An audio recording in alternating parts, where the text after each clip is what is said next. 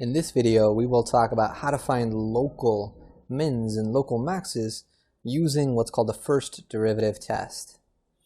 Okay, so I want to begin by stating what the first derivative test says and then apply it to a few examples. Okay, so it says that if c is a critical number of our function f, and f is continuous at x equals c, then if, okay, so I have a table to sort of organize my work here, to organize what the first derivative test says.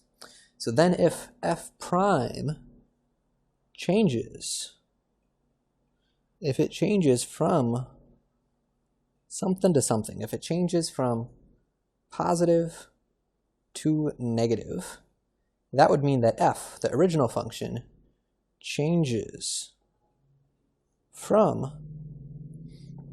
increasing, because when the derivative is positive, the original function is increasing, to, and when the derivative is negative, the original function is decreasing, so going down.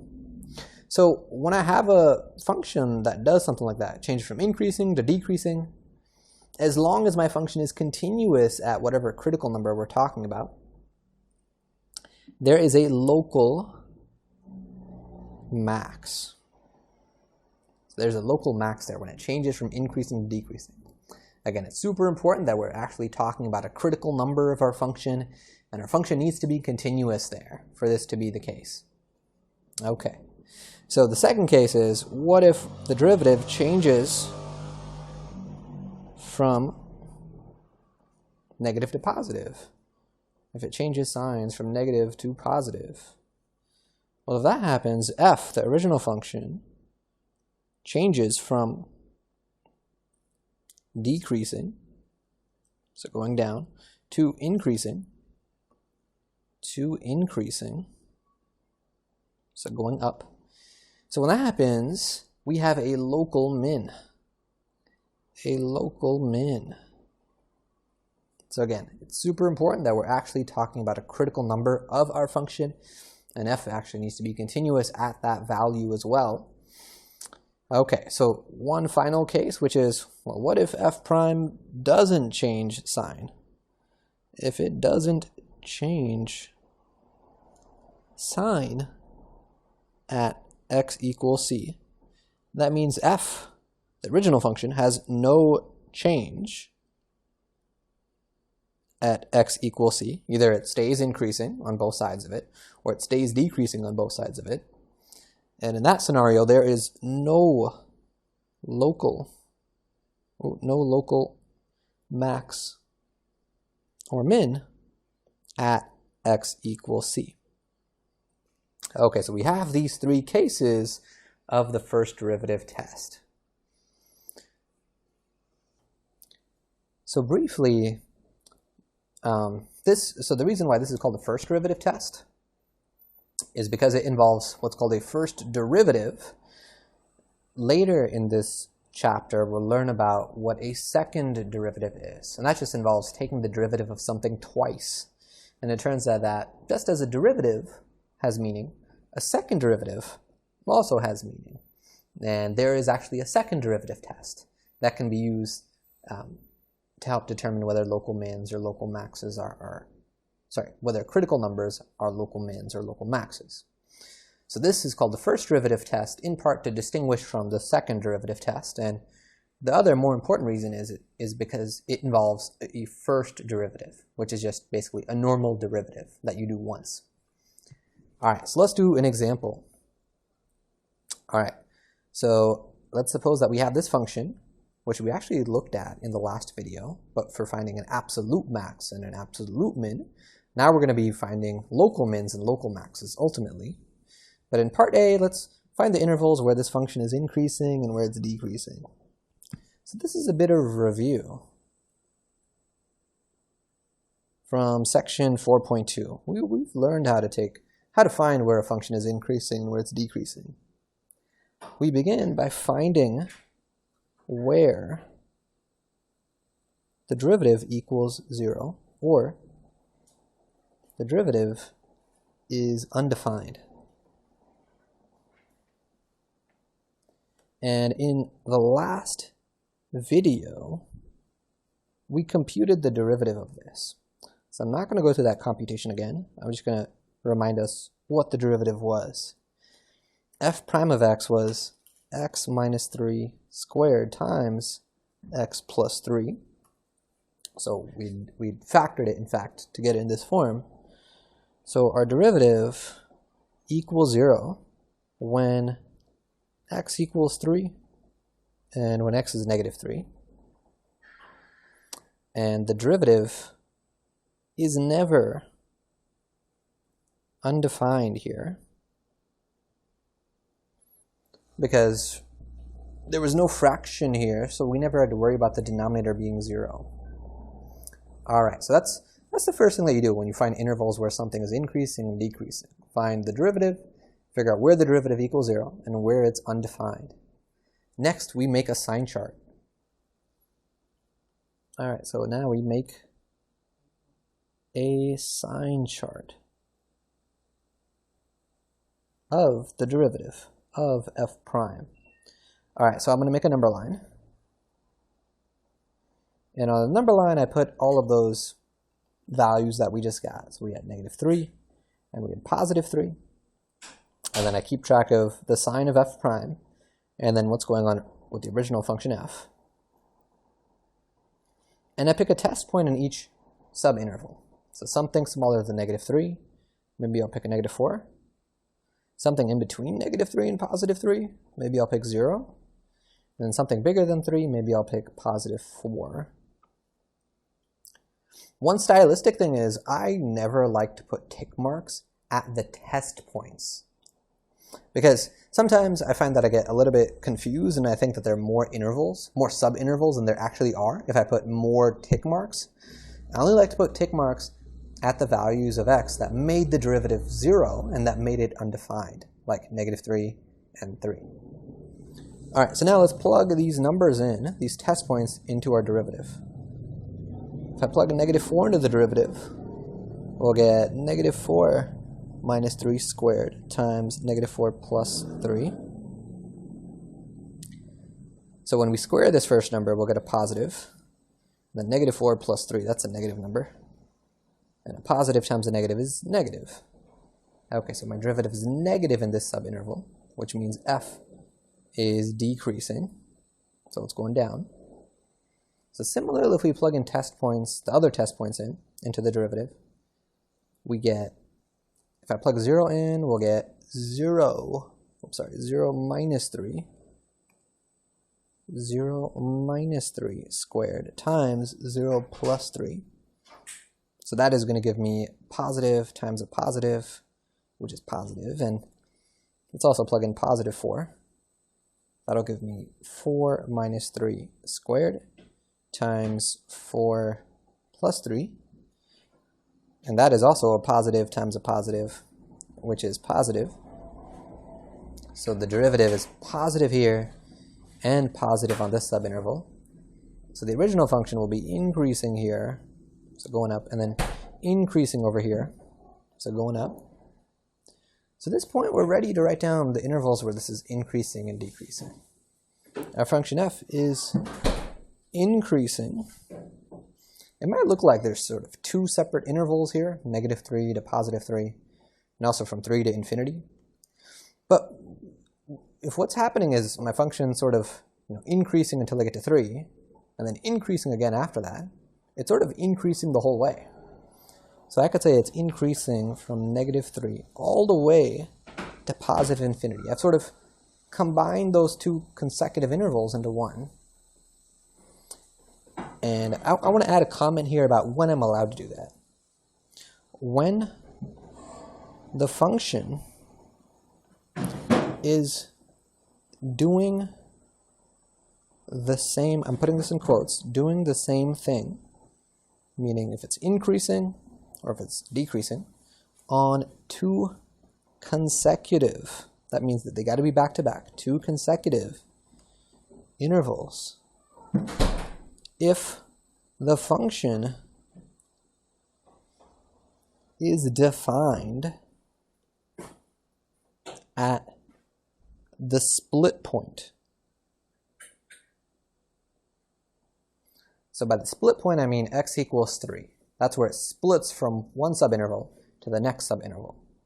So if my function is defined at the split point, and this function, here was the original function. It was this 4th degree polynomial. That's defined everywhere. I can plug any x value into it. So if our function is defined at that split point, we can combine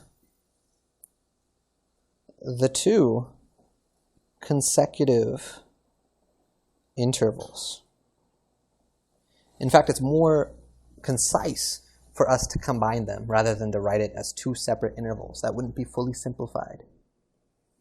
Okay. All right, and then f is decreasing on the interval from -infinity to 3. Okay, and that is my answer.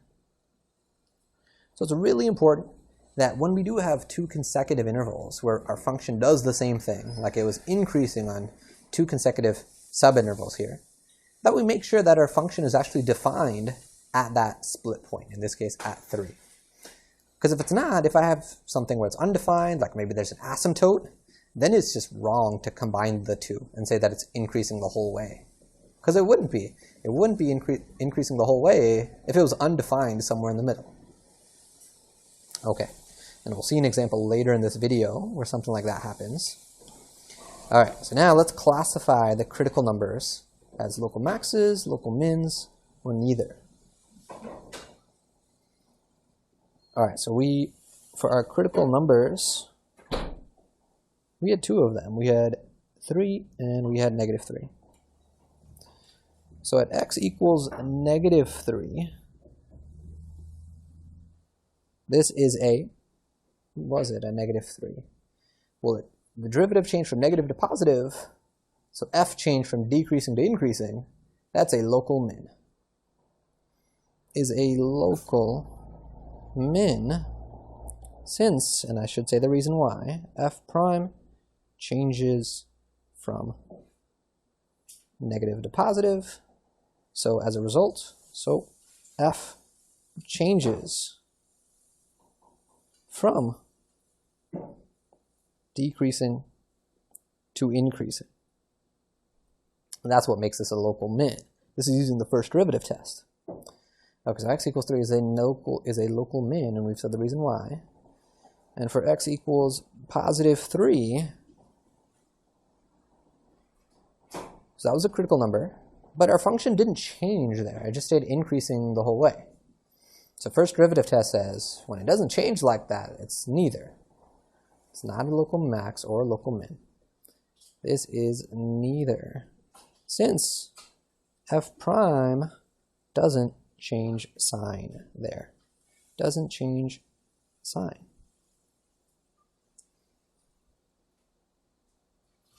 All right, let's do another example.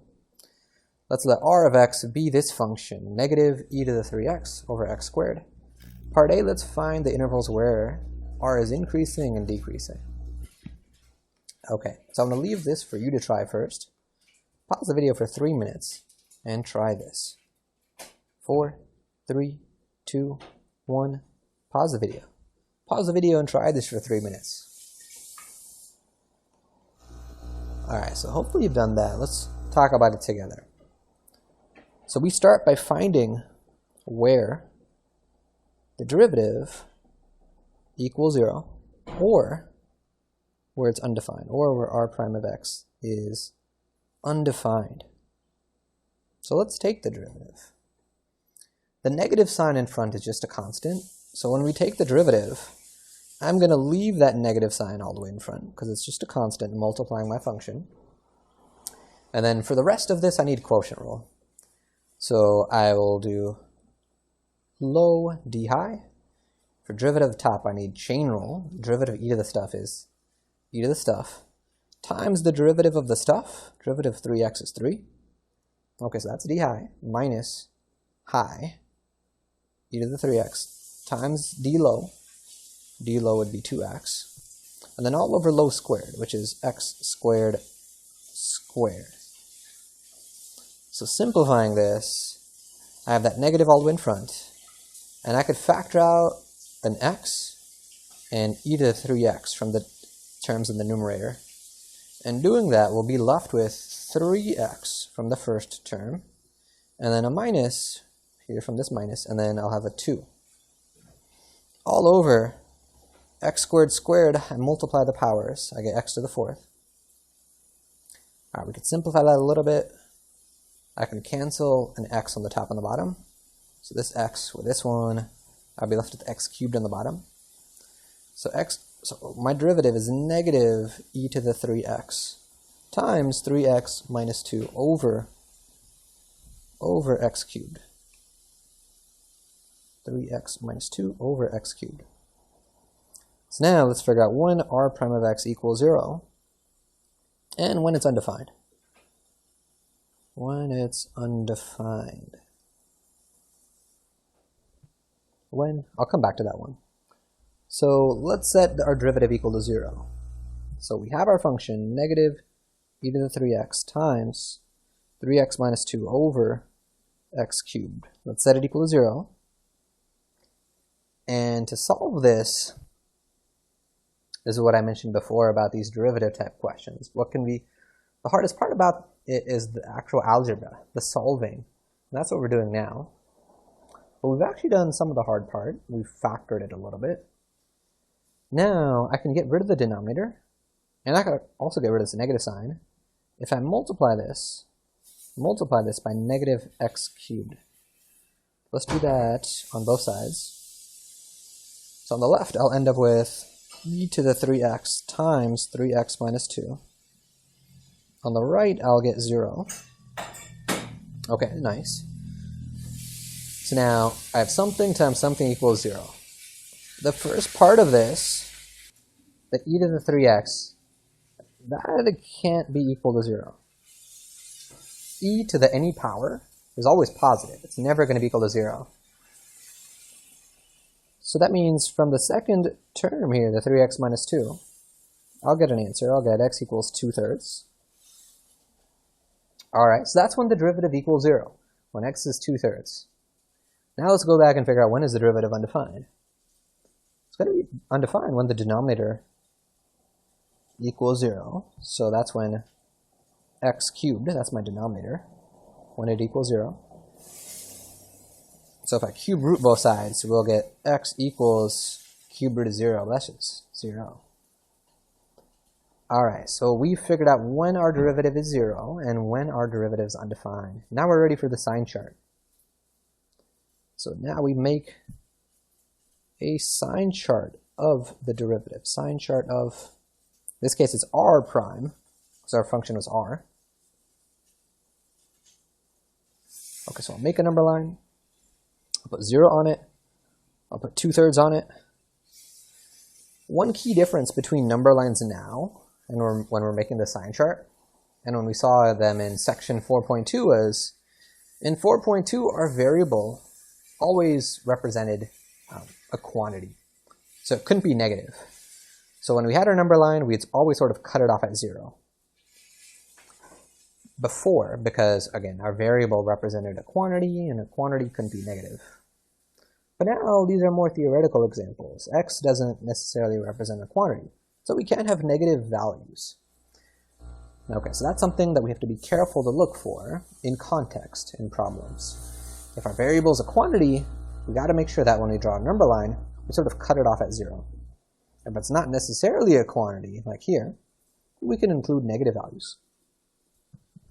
Alright, so now let's have a row for r prime and then for r. Let's pick a test point in each interval. So maybe I'll do -1 on this side. In between 0 and 2/3, maybe I'll do +1/3. And bigger than 2/3, maybe 1. Alright, so I'm just giving myself a little bit more room. I'm scooting that up.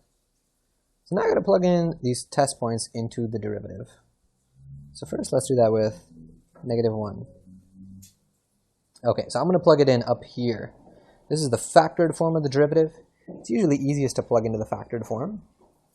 Plugging in -1, we'll have negative e to the -3 times -3 minus 2 all over -1 cubed. Okay, so overall, this is e to the negative 3 is positive. So I'll have a negative in front times this positive e to the negative 3. Negative 5 is a negative, so I have a negative, positive, negative, and on the bottom another negative. That makes that whole thing negative. If we plug in positive 1/3 now, we'll get negative e to the 1, and then 1 minus 2, all over positive 1/3 cubed. Overall here I have two negatives multiplied to give me a positive. And if we plug in positive 1, we'll get negative e cubed, 3 minus 2, all over 1 cubed. In this case, we just have one negative number, so this is going to be negative. All right, so we have derivative negative there, which means r is decreasing. So going down, decreasing, so it's going down. And in the middle, derivative is positive, so our original function is increasing, it's going up. All right, so let's say where this is increasing and decreasing. R is increasing on the middle interval from 0 to 2/3, and R is decreasing on the other two intervals. That one of them is from negative infinity to 0, and the other one is from 2/3 to infinity.